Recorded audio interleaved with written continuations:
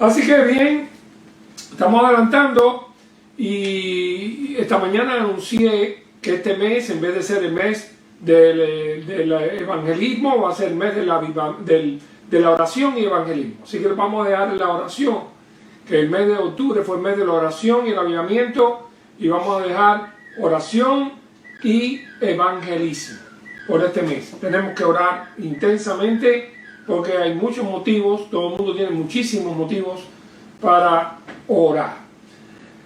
¿Qué vamos a hacer esta noche? Bueno, pues hace un tiempo en un velorio, un pastor, compañero mío, vi a una familia. El hombre se convirtió, aunque era un poco recio, la mujer iba a la iglesia, el hombre no, y él me dijo, ¿sabe qué fue lo que me hizo ir a la iglesia una noche que me invitaste? Le dije, ¿qué? Me dijo que me dijiste que ibas a predicar sin bosquejo. Y porque yo te dije, porque tú tienes un papelito y esa cosa, y le dije, bueno, te prometo voy a predicar sin bosquejo. Y dice, bueno, si vas a predicar sin papelito, voy. Y esa noche, estaba de pastor en Tapaste, o sea, que estaba atendiendo Tapaste en el seminario, y resulta ser que cuando llegamos se fue la luz. Y entonces los mechones y las cosas que había eran muy pocas, y esa noche prediqué sin bosquejo, y entonces él aceptó a Jesucristo, hice el llamado y aceptó a Jesucristo. Esta noche voy a predicar sin bosquejo. Tengo cosas que decirles que están en la Biblia, las tengo tan claras, porque es la doctrina del evangelismo, es el por qué Jesucristo es el único Salvador y no hay otro. Y eso es un punto tan importante para mi vida durante tantos años en el pastorado. Así que voy a hablar esta noche de Filipenses capítulo 2, lo que se llama la pleroma y la kenosis de Jesús, la humillación y la exaltación de Cristo. Está en Filipenses capítulo 2, desde el versículo 5 hasta el versículo 11. Ese pasaje que ustedes se saben de memoria seguramente. Haya pues en vosotros este sentir que hubo también en Cristo Jesús, el cual siendo en forma de Dios, no tuvo por usurpación el ser igual a Dios como cosa que aferrarse, sino que se despojó, dice la versión más antigua, se anonadó. En fin, todo ese pasaje que termina en el verso 11, Jesucristo es el Señor, para la gloria de Dios Padre. Ok, ese es un texto. El otro tema que tiene que ver con esto es el por qué Cristo es el único. ¿Por qué Él es el verbo encarnado? ¿Por qué el verbo se encarna? Hay versículos importantes que nosotros tenemos que tocar. Vamos a ir ahí a Hechos capítulo 4, versículo 12, donde desde el 11 y el 12, donde los apóstoles Pedro y Juan, hablándole al concilio, le dijeron aquel día: este Jesús es la piedra reprobada por vosotros los edificadores, la cual ha venido a ser cabeza del ángulo. Los edificios se empezaban por la esquina. La cabeza del ángulo era una piedra muy importante que tenía unas orillas bien definidas, de 90 grados, plana, en fin, tenía una característica muy especial.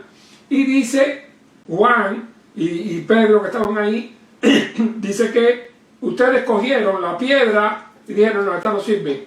Y esa es la piedra angular escogida por Dios. Así que ustedes, los edificadores, la desecharon, sin embargo es la piedra principal. Y después en el 12 ya habla de doctrina. Y en ningún otro hay salvación, porque no hay otro nombre bajo el cielo dado a los hombres en que podamos ser salvos. Y no es porque el nombre de Jesús signifique Salvador, sino es por lo importante y diferente que Él es. No hay otro nombre bajo el cielo dado a los hombres en que podamos ser salvos. Así que tú que estás escuchando, recuerda que no es María, no es Juan, José, Caridad, ni Ochun, ni Obatala. No hay nombre, no es otro nombre. El nombre es Jesús, el único nombre salvador.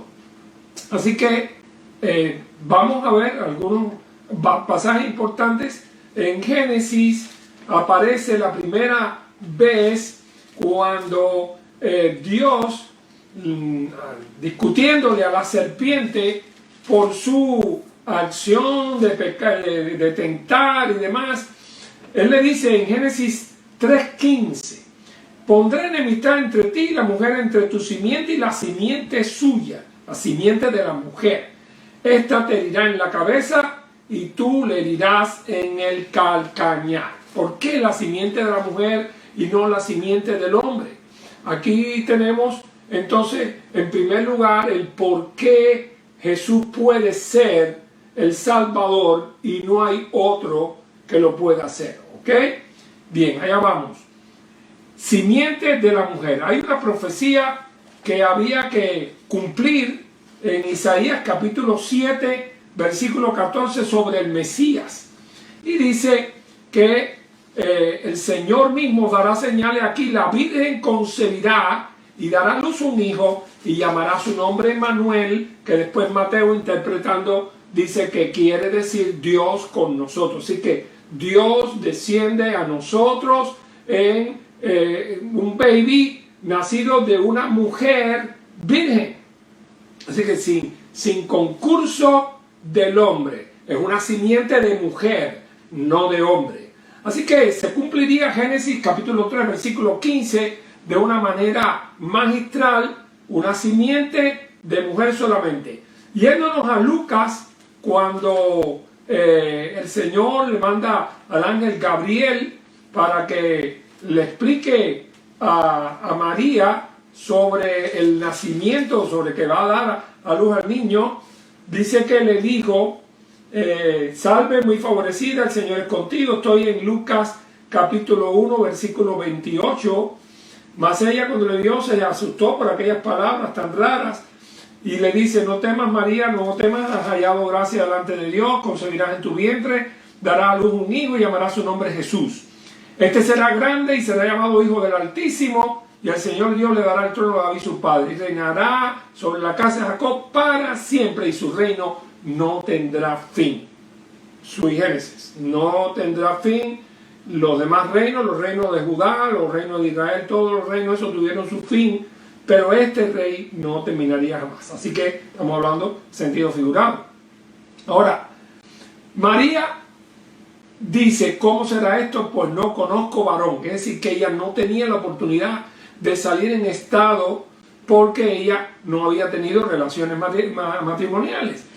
El ángel le dice, versículo 35, el Espíritu Santo vendrá sobre ti, el poder del Altísimo te cubrirá con su sombra, por lo cual el santo ser que nacerá será llamado Hijo de Dios. Santo ser, unigénito, único en su género, no hay otro. Es primogénito, el primero de María porque tuvo otros hijos, pero este es el unigénito del Padre, el único hijo, unigénito, único generado como él, no hay otro.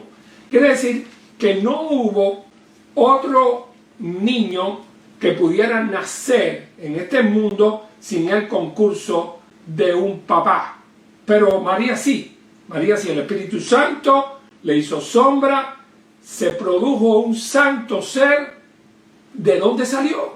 ¿De dónde salió el santo ser? Vamos a buscar en Juan, en el capítulo 1, para ver de dónde salió. Juan 1.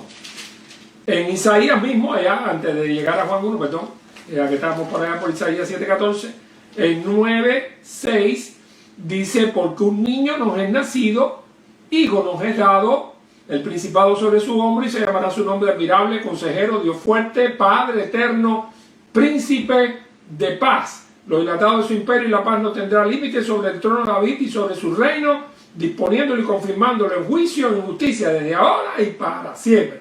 El celo de Jehová de los ejércitos hará esto. Isaías 9, 6 y 7, texto muy conocido porque siempre en Navidad recordamos esa profecía sobre el Mesías que se cumple en Jesucristo, pero específicamente se cumple en María como virgen, cumpliendo Génesis 3:15, cumpliendo la llegada de un santo ser para ocupar el lugar que había que ocupar para morir en lugar del hombre. Oigan bien, ¿qué importancia tenía esto? Desde el tiempo de Éxodo, Dios estableció la fiesta de la Pascua. Y la fiesta de la Pascua, que está en Éxodo capítulo 12, lo que decía que había que coger un corderito sin mancha, sin tacha, sin nada malo, de un año varón, el día 10 del primer mes ceremonial, Abib, y había que guardarlo hasta el día 14, se mataba entre las 2 tardes y con la sangre se pintaban las maderas de la puerta y esa iba a ser la última plaga, la 10ª plaga, que esa noche iba a pasar el ángel exterminador, donde quiera que estuviera la sangre del cordero en el madero, iba a estar todo el mundo bien, pero donde no estuviera, moría el hijo mayor. Esa señal que se convirtió en una plaga porque algunos no lo hicieron, quedó para ser siempre recordada a través de todos los años la fiesta de la Pascua, la más importante de las fiestas de Israel, la fiesta del Cordero que ocupa el lugar del hijo mayor de la casa. Se convirtió en el símbolo del Cordero de Dios que quita el pecado del mundo, como diría después el Bautista, y como todos los predicadores han predicado sobre la acción de Jesucristo de ser el sacerdote, pero también el sacrificio, de ser el cordero que tenía que morir por el pecado del pueblo. Así que en Lucas le dice santo ser. Y ahora en Juan, en el capítulo 1, vamos a saber quién es el verbo. El verbo es Dios. ¿Por qué razón? Porque dice en el principio era el verbo era con Dios y el verbo era Dios. Este era en el principio con Dios. Todas las cosas por Él fueron hechas y sin Él nada de lo que ha sido hecho fue hecho. Así que la filosofía te hace comprender cosas que no puedes comprender con tus palabras. Estaba con y era Él. Así que había una diferencia de personalidades, pero había una unidad. Nuestra doctrina de la Trinidad es que Dios son 3 personas diferentes, no es una sola persona. El Padre, el Hijo y el Espíritu Santo no es una persona, son 3 personas distintas: Padre, Hijo, Espíritu Santo, con su personalidad, pero todo esto es uno, como dice Primera de Juan 5:7, que dice que 3 son los que dan testimonio en el cielo: el Padre, el Hijo y el Espíritu Santo, y estos 3 son uno. Así que son uno en esencia, son 3 en personalidades, en acciones, y el verbo, que es la segunda persona de la Trinidad, participa con el Padre, que es la primera, en todas las cosas de la creación, porque Él tiene el poder para crear. Todas las cosas por Él fueron hechas, Juan 1:3. Sin Él nada de lo que ha sido hecho fue hecho. En Él estaba la vida era la luz de los hombres. Y después, más adelante, después que habla de Juan, vino para testimonio de la luz. No era la luz verdadera, que es Cristo, venía. En el mundo estaba, versículo 10, el mundo por Él fue hecho. Vuelvan a repetir eso, que es el creador del mundo, de quien estamos hablando, pero con el nombre del verbo, segunda persona de la Trinidad. En el mundo estaba, el mundo por Él fue hecho, pero el mundo no le conoció. A lo suyo vino y los suyos no le recibieron. Ya usted puede estar atando cabos de qué es el ministerio de Jesús y cómo los judíos trataron a Cristo. Y en el 12 una promesa más: a todos los que le recibieron, a los que creen en su nombre, les dio potestad de ser hechos hijos de Dios, los cuales no son engendrados de sangre, ni de voluntad de carne, ni de voluntad de varón, sino de Dios. Y aquel verbo eterno, creador de todas las cosas, que estaba con el Padre, era igual que Él, aquel verbo se hizo carne y habitó entre nosotros. ¿Cuándo? ¿Dónde? Belén. Entonces ahí nos vamos a Lucas, cuando el santo ser que nacerá de ti será llamado Hijo de Dios. Pero ¿cómo? Yo no conozco a Aarón. No importa, el Espíritu Santo vendrá sobre ti y tú concebirás. Dice la Biblia en Juan 14 que el verbo se encarnó. O sea que había un baby, nace un baby, pero el verbo se encarna. El verbo es Dios hecho carne. Y la carne fue la del Hijo de María. Así que no hay otro ser como Él. Primero, que nada más que hay un solo verbo. Segundo, que el verbo se encarnó una sola vez. Y tercero, que hacía falta un baby, hacía falta un niño completo, que fuera persona para que en Él pudiera habitar Dios. Así que necesitamos un ser especial, santo ser. ¿Por qué necesitamos un santo ser especial? Cuando usted se pone a analizar qué decía Éxodo, que el cordero tenía que ser sin mancha.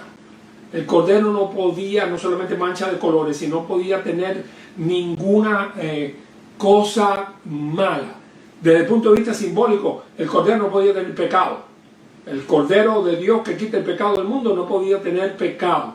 Alguien tiene que morir por el pecado humano, tiene que ser un hombre para poder morir por los hombres, pero a la vez tiene que ser un hombre sin pecado. ¿Dónde está el hombre sin pecado? Porque todos los hombres somos pecadores. Hace falta uno nuevo. Y ese nuevo fue el que vino, nació de la simiente de la mujer solamente, y en él se encarnó el verbo eterno, Dios hecho carne. Se cumple lo que la Virgen, lo que decía Isaías 7:14, la Virgen concebirá, dará a luz un hijo y llamará su nombre, querrá decir su nombre, Emmanuel, Dios con nosotros. Así que fíjense cómo se va preparando el sacrificio perfecto, el cordero perfecto, para que muera en el lugar del hombre. Quiere decir que estamos hablando de la doctrina del evangelismo, estamos hablando de la doctrina de la salvación, porque ¿por qué dice Hechos y dice Pedro y Juan? Porque en ningún otro hay salvación, porque no hay otro nombre bajo el cielo de los hombres en el cual podamos ser salvos, que es Jesús, porque el nombre de Jesús significa Salvador, pero es porque Él era especial. Él es un unigénito del Padre, Él es un cordero perfecto, que fue lo que dijo cuando Jesús se apareció. Dice, este es el cordero de Dios que quita el pecado del mundo, el de Dios, cordero de Dios, no el cordero de los hombres, el cordero de Dios. Tendríamos que remitirnos a Génesis capítulo 22, cuando Abraham toma a Isaac, porque Dios le dijo, tienes que sacrificarme a tu hijo sobre el monte que yo te diré. Y él va con su hijo para allá, lleva el cuchillo, lleva la leña, y Isaac va, y Isaac no ve el cordero por ningún lugar. Él le dice a la gente, nosotros iremos y volveremos, quiere decir que él pensaba que iba a volver con su hijo de nuevo para atrás. Y en el momento que llega al momento de la situación, Isaac le dice, papá, aquí está la leña, tenemos el fuego, el cuchillo, pero ¿dónde está el cordero? El cordero era él. Y allí Abraham lo acuesta arriba de la madera, todas esas cosas, y levanta el cuchillo para matar a su hijo como Dios le había mandado, pero él tenía fe en que Dios le había prometido que de ese iba a ser su descendencia. Así que yo no sé cómo, pero Abraham tenía fe de que él regresaba con su hijo acá. Así que yo voy a hacer lo que tú digas, pero después tú cumples tu promesa.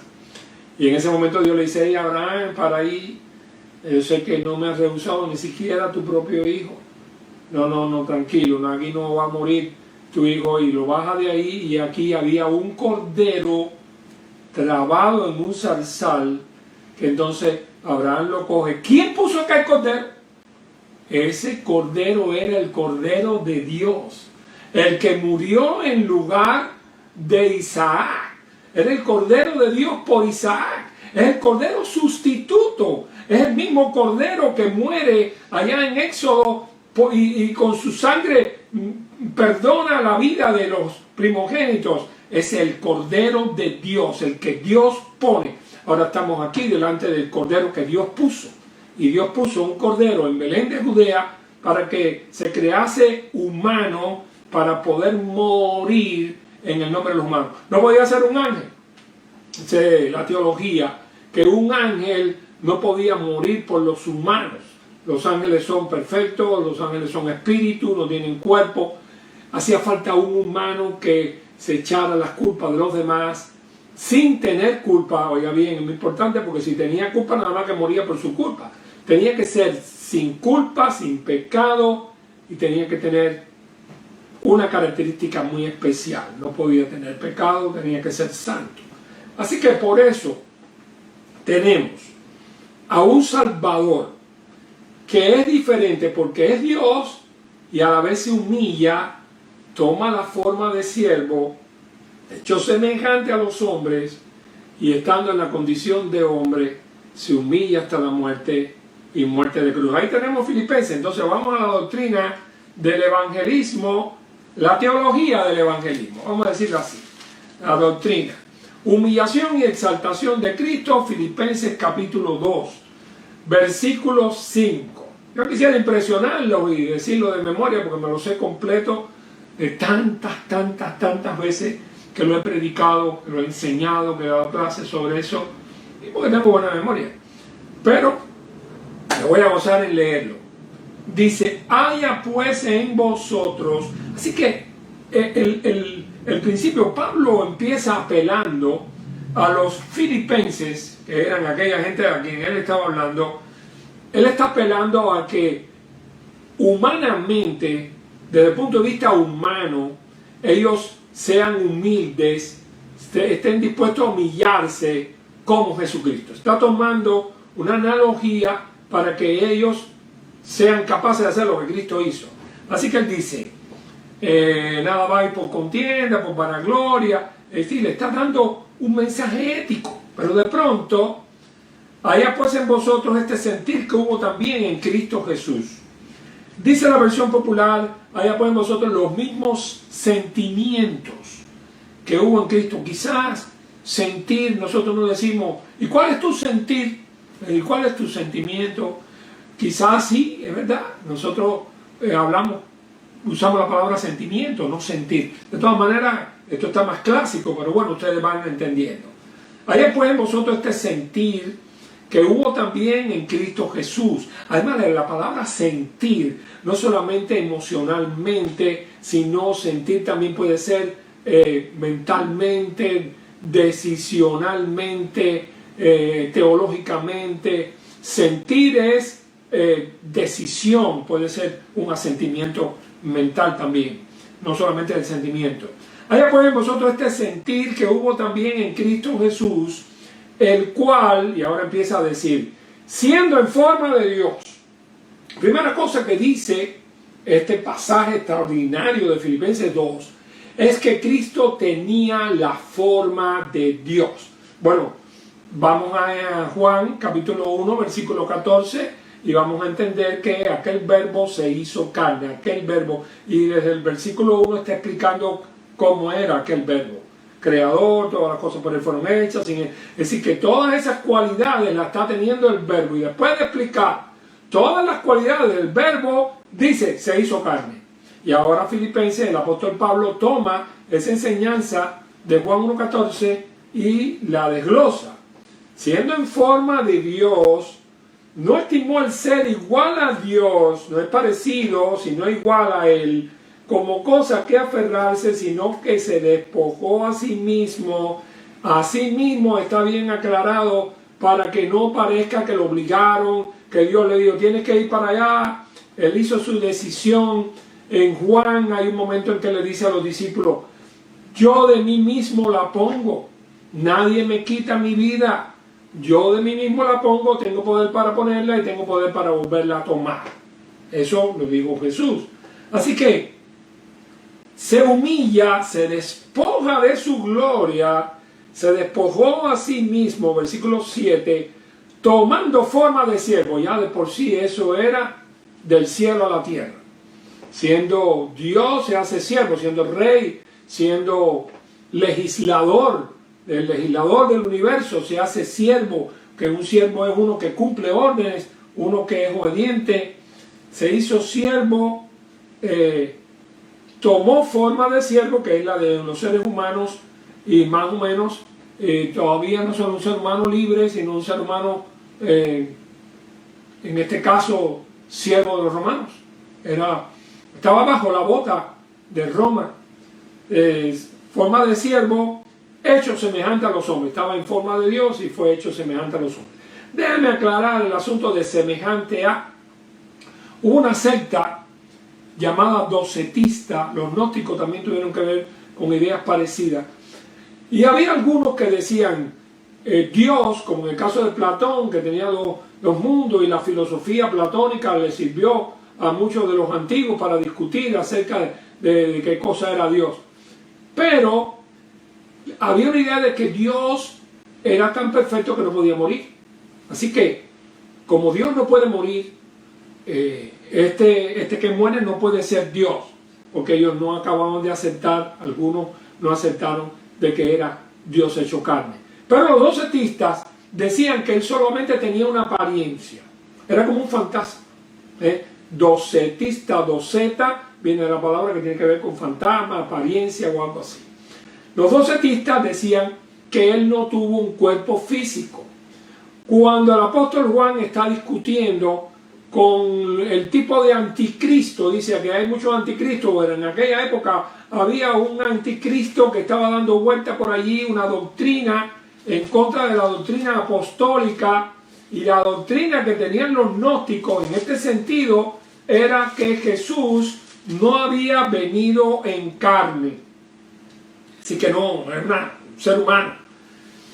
Y dice 1 de Juan 4:2, amados, no creáis a todo espíritu, sino probad los espíritus y si son de Dios, dice el 1, porque muchos falsos profetas han salido por el mundo. En esto conocer el Espíritu de Dios.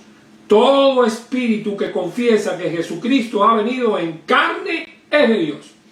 Y todo espíritu que no confiesa que Jesucristo ha venido en carne no es de Dios. Y este es el espíritu del anticristo, el cual vosotros habéis oído que viene y que ahora ya está en el mundo. ¿Por qué? Porque estaban los docetistas, estaban los gnósticos. Y entonces parecía una cosa inocua.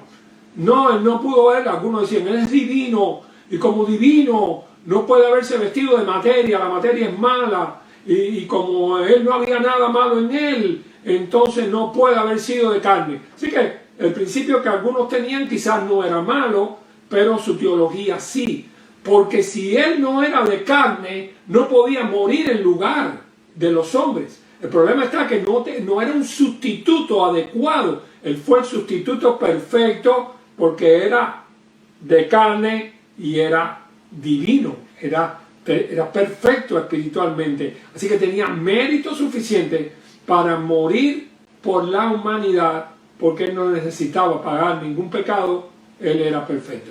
Así que si Cristo no hubiese sido perfecto, no hubiésemos tenido el Salvador que necesitábamos. Así que sí, ha habido muchos teólogos que le han dado vueltas por aquí y para allá, pero la Biblia es la Biblia. Y la teología nuestra tiene que ser una teología no siempre comprensible con la razón, sino comprensible con lo que la Biblia dice. Porque hay cosas que nosotros nunca podremos penetrar. Nunca. Le dijo a Pedro el Señor un día, lo que yo hago tú no lo comprendes ahora, pero lo entenderás después. Hay cosas de estas que uno las entiende andando el tiempo, las puede procesar, las analiza, y un día dice, ¿verdad? Claro, si no es así no podía ser de otra manera. Y uno entiende la mecánica de la salvación. El Salvador tenía que ser un hombre que muriera en lugar de los hombres, el Hijo del Hombre. Así que Juan 3:16 dice, de tal manera amó Dios al mundo, que ha dado a su Hijo unigénito, para que todo aquel que en él crea no se pierda, mas tenga vida eterna. Porque no envió Dios a su Hijo al mundo para condenar al mundo, sino para que el mundo sea salvo por él. Quiere decir que él viene, su función salvífica es una función redentora. Viene como el redentor que viene a pagar la deuda, pero también viene como el sacrificio perfecto que el sacerdote tenía que coger para que los pecados del pueblo fueran quitado. Viene como el cordero perfecto que moría el 10º día del mes de Abib, que se guardaba hasta el 14, se tomaba el día 10, se guardaba hasta el 14, se moría el 14, para con su sangre librar a los hijos de Israel. Querido hermano, querida hermana, quizás tú digas, a mí no me hace falta nada de eso, pastor. Yo le digo a la gente, cree en Jesucristo y ya, pero ¿y por qué? Y si te encuentras con uno un poquito más pensador, y si te encuentras con uno que dice, bueno, el Cristo es igual que otro hombre cualquiera, vamos a Filipenses. Dice Filipenses 2, vamos yendo por el versículo 6. Siendo en forma de Dios, no estimó el ser igual a Dios como cosa que aferrarse, sino que se despojó a sí mismo, tomando forma de siervo, hecho semejante a los hombres, de carne y sangre, y estando en la condición de hombre, no de parecido a los hombres, sino de hombre, se humilló más todavía, haciéndose obediente hasta la muerte. Y no cualquier muerte de cruz. Él no tenía que morir, él era perfecto, él era inmortal, él es el creador de la vida. Dice Juan 1, en él estaba la vida. Cuando él reclama, le dice a los discípulos, yo pongo mi vida y la puedo volver a tomar.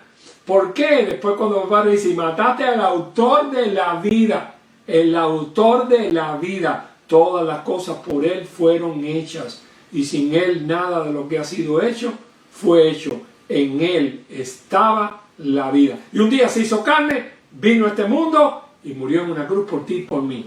Ningún otro ser del universo podía morir por ti y por mí. No tenía méritos para eso. Ningún ser del universo tenía la santidad como cordero para morir en lugar del hombre. Su sangre no vale nada, pero la de Cristo es todopoderosa, una sangre que limpia y libra a aquellos que estaban en aquella casa el día que pasaba el ángel. Así que, muerte de cruz, tenía que morir. Él había venido a morir. Él no vino a predicar, a sanar, lo que hicieron ser rey una vez, y todas esas cosas, y quédate con nosotros, y multiplícanos más pan, y todas esas cosas. Ese no era su destino era salvarnos. Así que dice en el 9, por lo cual Dios también le exaltó hasta lo sumo, resucitó de entre los muertos, se levantó victorioso, estuvo 40 días con los discípulos, ascendió a los cielos, le dio un nombre que es sobre todo nombre, para que en el nombre de Jesús se doble toda rodilla. Escuche bien, me gusta como dice el griego, no sé si el New International Version dirá eso, dice, para que en el nombre de Jesús se doble toda rodilla se doble de lo celestial, de lo terrenal y de lo infernal. Ustedes no están acostumbrados a pensar que debajo de la tierra está el infierno, pero los tres reinos, celestial, terrenal e infernal, ustedes saben que infernal es el reino de Satanás y de los demonios. Nuestra versión dice los que están en los cielos, en la tierra y debajo de la tierra. Debajo de la tierra uno puede ser los que están, los muertos que estaban enterrados. Todo parece indicar que el triple testimonio de Jesús, y después más adelante se ve en Pedro, es que todo ser, todos los que están en los cielos, todo ser de la tierra y todo ser de los infiernos se tiene que postrar delante del nombre de Jesús. No hay ninguno así. El ángel aquel que le enseñó a Juan el Apocalipsis, las cosas que iban a pasar y todas estas cosas, aquel ángel, cuando Juan quiere adorarlo, el ángel le dice, hey, cuidadito con eso. Yo soy uno igual que tú, de tus hermanos los profetas, adora a Dios. El único que puede ser adorado es Dios. Sin embargo, lo que la Biblia manda es al Señor tu Dios adorarás, pero también los magos vinieron a adorarle. Su estrella hemos visto en el oriente y venimos a adorarle. Recuérdense que Tomás cayó de rodillas delante de él y dijo, Señor mío y Dios mío. Así le dice Tomás, Dios mío. Y no blasfemó, seguro que no. Así que entendamos que el nombre de Jesús es un nombre tan santo como Yahvé. El nombre de Jehová, es más. Dice que decía Isaías que Jehová iba a prepararse el camino delante de él. Mi siervo, preparar el camino a Jehová. Y resulta que en el Nuevo Testamento Juan el Bautista viene preparando el camino a Jesús. Y el Jehová aquel profetizado se convierte en Jesús, el Hijo de Dios. De todas maneras, Él es Dios, hecho carne, tiene todo el poder, toda la santidad. Y dice al final, para que en el nombre de Jesús se doble toda rodilla de los que están en los cielos, de lo celestial, de lo terrenal y de lo infernal. Recuérdense, ustedes se recuerdan cuando los demonios, cuando Él llegó a la tierra de los Gadarenos y llegó el endemoniado corriendo, se postró delante de Él estaba tirándole piedra a todo el mundo, pero Jesús no. A Jesús se postró delante de Él y le dijo, ¿qué tienes con nosotros, Jesús? ¿Por qué has venido a atormentarnos antes de tiempo? Así que el Gadareno tenía un conocimiento que no era suyo. Lo que están hablando ahí son los demonios del Gadareno, es decir, los que estaban dentro de él. Por eso, mis queridos hermanos, yo les digo que uno tiene que saber estas cosas, tiene que saber doctrina. Bueno, la doctrina de Cristo es la didaché, es la enseñanza de Jesús. Doctrina es enseñanza. No todo es emocional. No, vamos a cantar. No, espérate, vamos a leer la Biblia. Vamos a interpretarla. Vamos a saber por qué Jesús es el único Salvador. ¿Por qué tú le puedes decir a una persona, cree en Jesucristo porque Él es el único Salvador? ¿Y por qué es el único Salvador? Yo tengo mi religión. Si esto aquí no es religión. Aquí esto es que tú necesitas uno que pague por tus pecados. Bueno, sí, mi religión, yo tengo mi religión. Bueno, pero aquí el problema está que hay un solo Salvador y ese solo Salvador es Jesucristo. El único que murió en la cruz, el único perfecto, el único que era sin pecado, el único que bajó a este mundo para ayudarnos. Él es el Hijo de Dios, Él es la simiente de la mujer, Él es Dios hecho carne, Él es Emmanuel, nadie más que Él, solo Él. Así que todo esto se convierte en el por qué Jesús. ¿Por qué Jesús? Hechos 4:12. No hay otro nombre bajo el cielo dado a los hombres en el cual podamos ser salvos. Una guagua un día en Caibarien, una señora tenía sus collares, su ropa blanca. Yo subí, me tenía que bajar un poco más allá, me senté ahí y entonces rápidamente le dije, ¿sabe una cosa que le voy a decir? Porque me di cuenta, ¿no?, que ella era adoradora de Obatalá. Le dije, ¿sabe una cosa? Que Obatalá no va a poder defenderle a usted en el día de su juicio. Le dije, ¿cómo? Le dije, sí. Usted y yo y todos tenemos que morir y un día tenemos que presentarnos delante del juicio, pero hay una sola persona que la puede defender de sus pecados allí y es Jesucristo, que murió por usted en una cruz. Sí, yo creo que Él murió en una cruz. Y dice, sí, pero usted está compartiendo la fe que es para Él, la está confundiendo con alguien que no murió por usted en la cruz, porque ella no murió por usted en la cruz, es uno de los dioses Yoruba que no murió en una cruz por usted ni por nadie.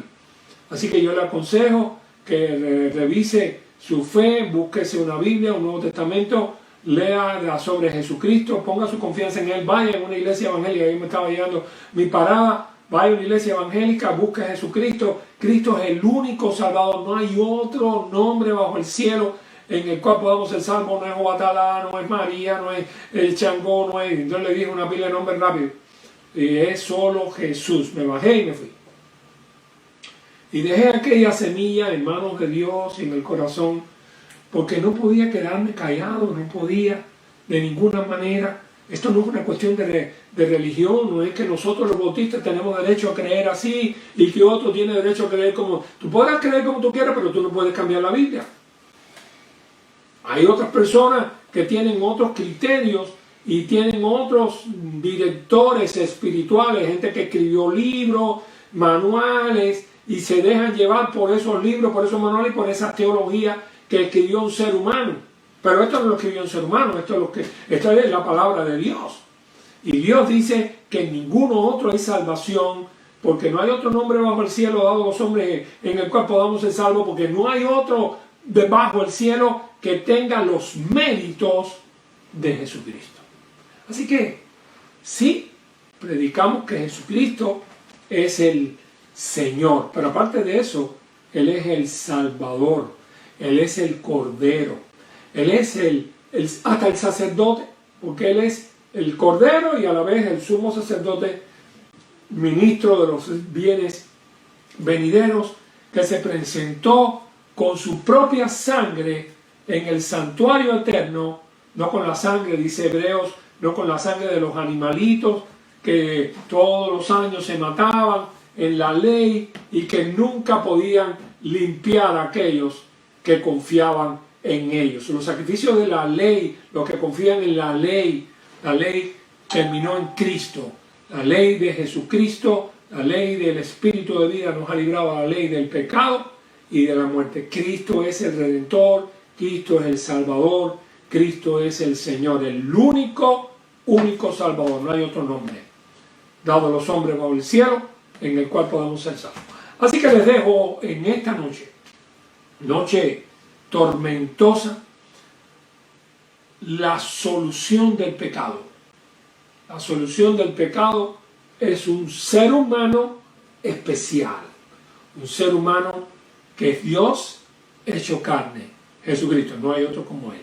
Por eso cuando le hables a alguien de Cristo, le vas a poder decir que tu fe no está fundada en un hombre, solamente un hombre, Cristo. No, mi fe no está fundada en un hombre. Mi fe está fundada en alguien especial, en un ser especial que se hizo hombre por nosotros, Dios. Y entonces quizás se recuerde de estos pasajes, lo va a tener ahí de todas maneras grabado, Hechos 4:12, Juan 1, del 1 al 14, Isaías 7:14, la Virgen concebirá, Génesis 3:15, la simiente de la mujer que golpeará la cabeza a Satanás, Filipenses capítulo 2, desde el 5 hasta el 11, y quizás Primera de Juan capítulo 2, que también lo usamos, capítulo 4, versículo 1. Mi amado hermano, y Hebreos capítulo 7, el sacerdocio de Cristo. Dios quiera que puedas tener una doctrina sólida en donde se asiente tu fe y la seguridad, que no que fue que fly un día te caíste en esta iglesia, que bueno, la iglesia bautista, la mía es la iglesia bautista, y el otro día no, la mía es la iglesia adventista, el otro día no, la mía es la iglesia pentecostal. Pero tú tienes salvación, tú tienes un Salvador, o tú lo que tienes es una iglesia. Tú tienes un Salvador o tú tienes un conjunto de doctrinas. Tú tienes un Salvador que tenía mérito suficiente para poder morir por ti en la cruz, o tú sencillamente estás siguiendo un grupo de inventos humanos. Así que Dios quiera que en este mes del evangelismo puedas tener el basamento doctrinal ese que te hace comprender por qué Jesús sí y más nadie no. Y ahí está de nuevo el texto que tienes que aprendértelo, porque en ningún otro hay salvación, porque no hay otro nombre bajo el cielo dado a los hombres en el cual podamos ser salvos, Jesucristo. Y Juan capítulo 14 versículo 6 él mismo dice: yo soy el camino, la verdad y la vida. Nadie viene al Padre sino por mí. Que Dios le bendiga, mi querido hermano. Dios le libre, que no tenga ningún problema con esta tormenta en esta noche y madrugada. Que Él nos cuide y que tenga misericordia de aquellos por donde ha pasado ya y por los lugares donde va a pasar. Así que oramos para que la tormenta espiritual esté libre en tu vida, en la familia, en tu familia. Si hay alguno de tu familia que le puedas hablar con estos textos, mira lo que dice la Biblia. Tú necesitas un Salvador. ¿Por qué necesitas un Salvador? Porque todos somos pecadores, todos necesitamos perdón, todos sin yo, todos necesitamos perdón. Así que Dios te bendiga. Vamos a tener una palabra de oración. Maybel, que ore por su mamá, que mañana le van a hacer una prueba muy importante. Mañana le van a hacer una prueba muy importante a la mamá de Maybel, a Gladys Isep, que es la esposa de Felipe Corral, mamá de la muchachita, de Isley, de todas ellas. Así que oramos por ella, oren por vuestros enfermos, oren por aquellos que tal vez tienen menos posibilidades de, si se les va la luz, resolver los problemas, para que Dios tenga misericordia de nuestros hermanos, específicamente de nuestros ancianos y los niños. Dios les bendiga, mis hermanos. Termino con una, o quizás me gustaría que recordaran aquel himno que dice, solo en Jesús está mi fe. Dice, solo en Jesús está mi fe. ¿Y yo qué? Me gozo. Y yo me gozo en su cruz y su poder. Así que solo en Jesús, recuérdate, Él es el Salvador de tu alma. Que Dios te bendiga. Vamos a orar. Te digo, Padre, gracias por tu palabra. Es maravillosa, que nos enseña por qué Cristo es el único mediador, es el único Salvador, el único que tiene medios, el único Cordero, el único que nos puede librar del castigo y de la muerte. Ayuda a nuestros hermanos que han estado escuchando hoy y permite que puedan grabar estos textos, decírselos a otros, contárselos y darle fruto que redunde en nuestra cuenta espiritual. Líbranos en esta noche de esta tormenta, que tu gracia alcance nuestros hermanos, nuestros hogares. En el nombre de Jesús. Amén. Dios les bendiga, hermanos.